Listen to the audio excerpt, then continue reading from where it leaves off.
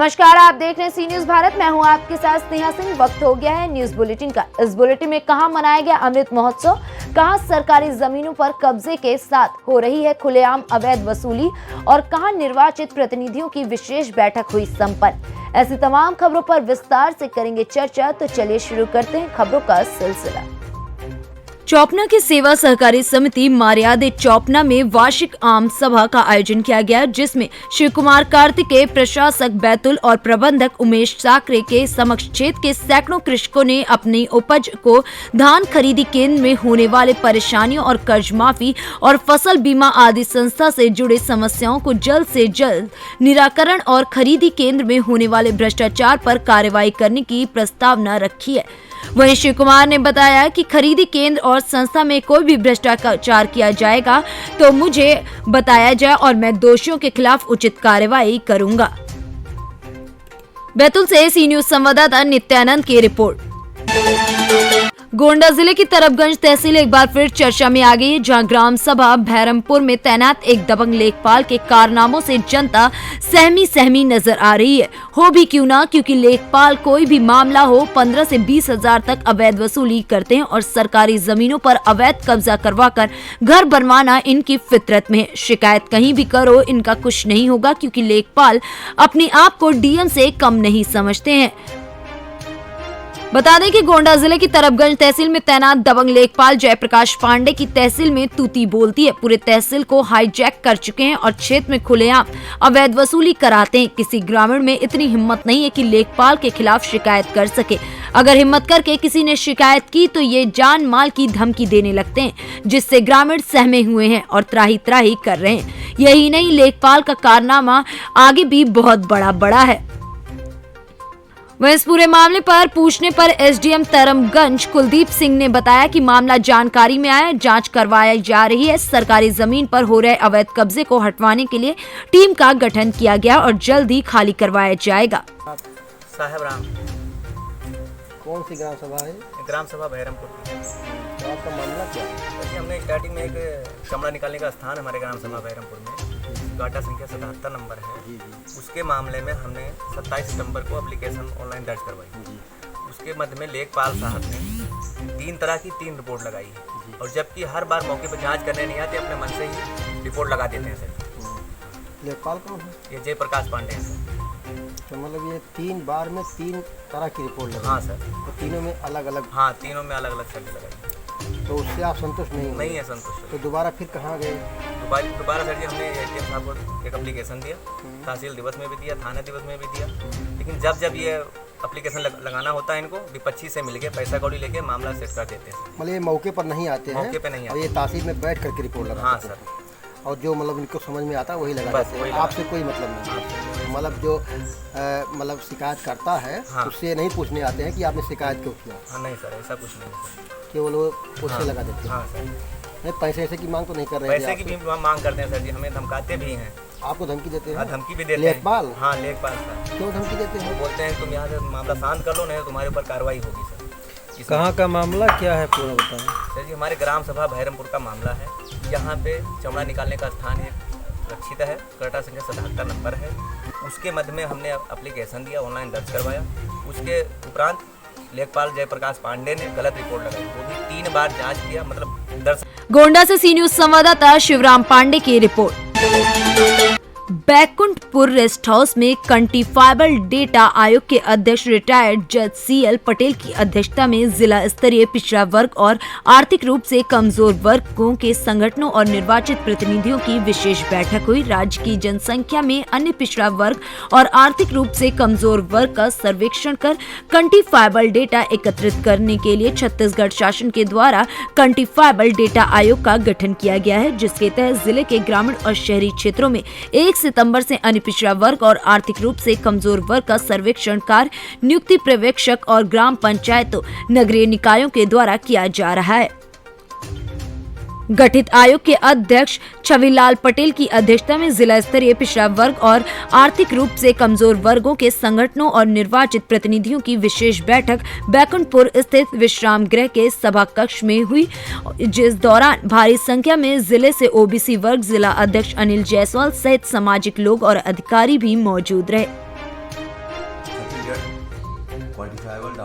का चेयरमैन हूँ, छविलाल पटेल।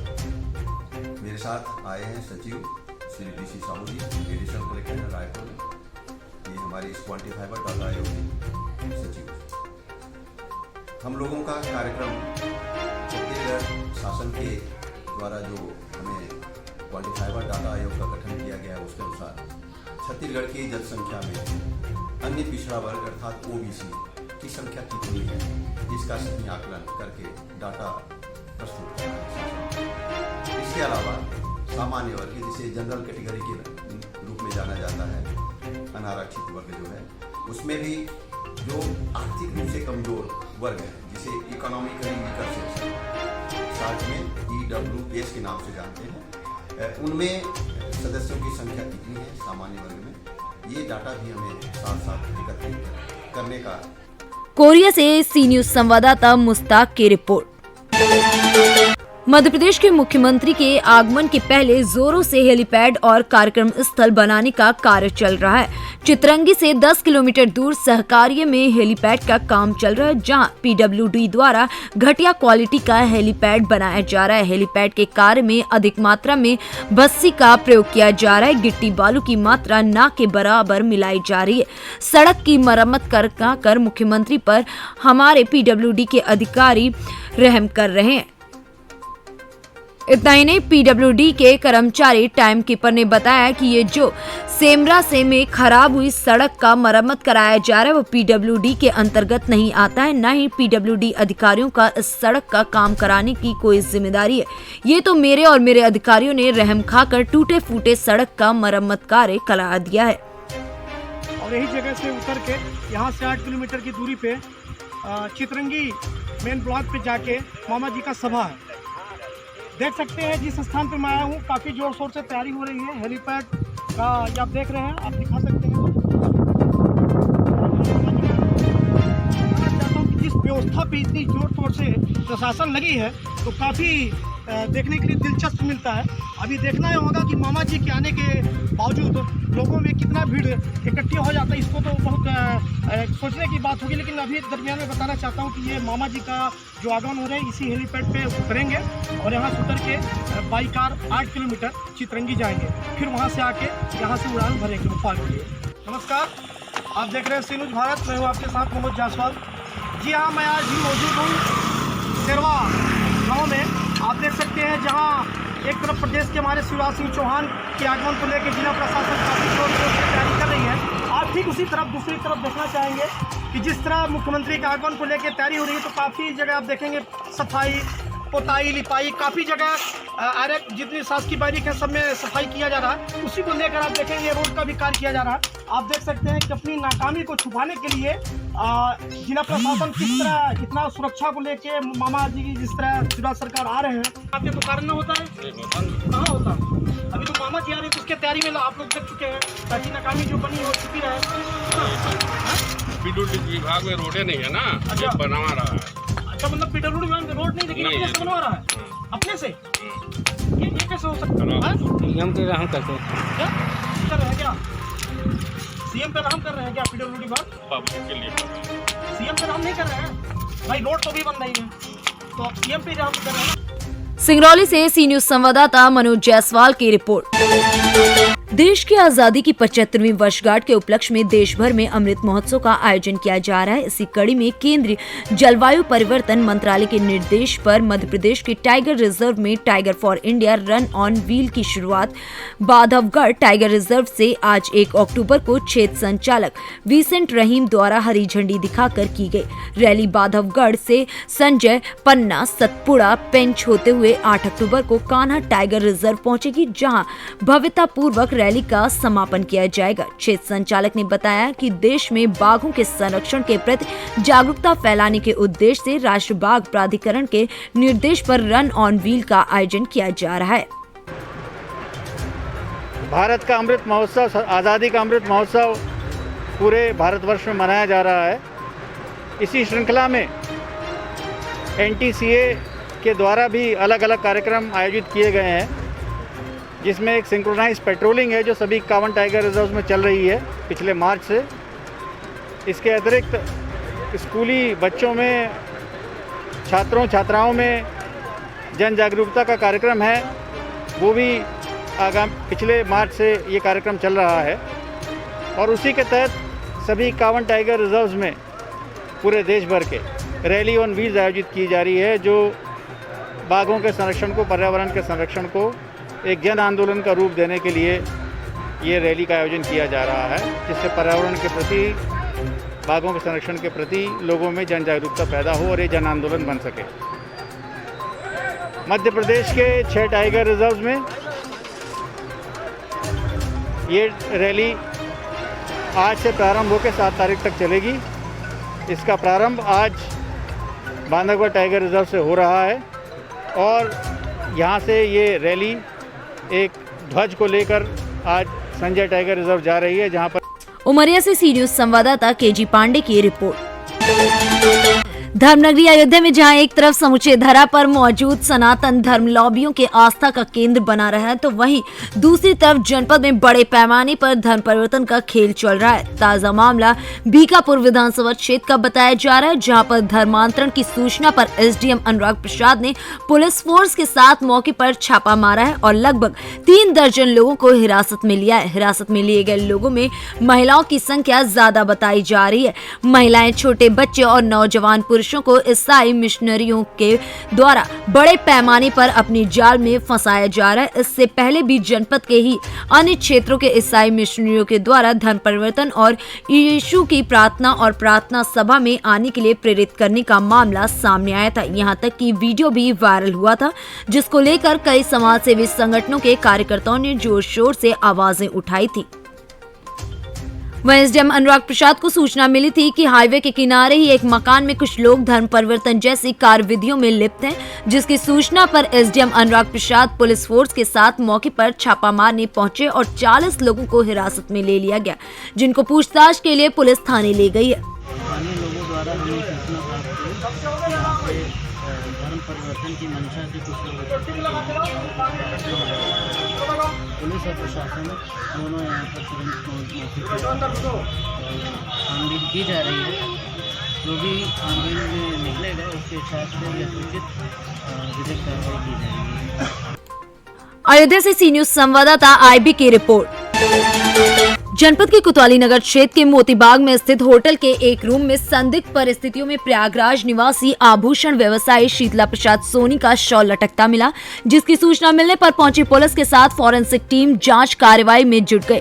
बताया जा रहा है कि 29 सितंबर की सुबह प्रयागराज से आए शीतला प्रसाद सोनी ने होटल में कमरा बुक कराकर कमरे का दरवाजा अंदर से बंद कर लिया। देर शाम होटल के कर्मचारी द्वारा कमरे का दरवाजा खटखटाया गया और खाने पीने और अन्य सहायता के लिए आवाज लगाई गई, लेकिन अंदर से कोई आवाज नहीं आई। तो कर्मचारी ने समझा कि दूर से आने के कारण हो सकता है कि व्यक्ति सो गया हो। 2 दिन तक अंदर से दरवाजा नहीं खुलने के चलते होटल के मैनेजर ने इसकी सूचना कोतवाली पुलिस को दे दी। सूचना पर तत्काल पहुंची कोतवाली पुलिस ने दरवाजा तोड़कर अंदर देखा तो ऊपर सीलिंग से शीतला प्रसाद का शव लटका हुआ मिला। सूचना मिलने पर पहुंची एसएसपी के साथ फॉरेंसिक टीम सहित सर्विलांस टीम मृतक के मोबाइल सहित अन्य जांच में जुट गई है। मामले में अयोध्या एसएसपी शैलेश पांडे ने बताया कि प्रयागराज के रहने वाले शीतला प्रसाद पुत्र राम मंगल सोनी जो 29 को अयोध्या में आकर चौक क्षेत्र के एक होटल में कमरा लिए, लेकिन 2 दिन तक कमरे से बाहर नहीं निकले, तो होटल मालिक ने पुलिस को इसकी सूचना दी। होटल मालिक की सूचना पर पहुंची पुलिस ने दरवाजा तोड़ा तो व्यक्ति का शव सीलिंग से लटका मिला। फिलहाल इस पूरे मामले में पुलिस ने शव को कब्जे में लेकर पोस्टमार्टम के लिए भेज दिया और पोस्टमार्टम रिपोर्ट आने के बाद आगे की कार्रवाई की जाएगी। थाना कोतवाली क्षेत्र में चौक क्षेत्र में प्रिया होटल में एक व्यक्ति जिनका नाम शीतला प्रसाद सोनी है, वो प्रयागराज के रहने वाले थे और 29 तारीख को अर्ली मॉर्निंग इन्होंने होटल में चेकिंग किया था। कल शाम से ये रिस्पॉन्ड नहीं कर रहे थे, तो शुरू में होटल जो संचालक हैं उनको ये लगा कि आराम कर रहे होंगे, बट आज सुबह भी जब इन्होंने रिस्पॉन्ड नहीं किया नाश्ता वगैरह के बारे में पूछे जाने पर, तब इन्होंने होटल संचालक ने पुलिस को सूचना दी। तत्काल पुलिस टीम आई और दरवाज़ा अंदर से चूँकि बंद था तो दरवाज़ा तोड़ के चेक किया तो उनकी बॉडी सीलिंग से लटकी हुई है। फॉरेंसिक टीम हमारी मौके पे जो छानबीन कर रही है। प्रथम दृष्टिया ये सुसाइड का प्रकरण लगा, परंतु मृत्यु का कारण जानने के लिए पोस्टमार्टम कराया जाएगा। और इनके परिजनों को सूचित कर दिया गया। फॉरेंसिक टीम कमरे की तलाशी हुई है। अभी तक कोई सुसाइड नोट वगैरह नहीं मिला।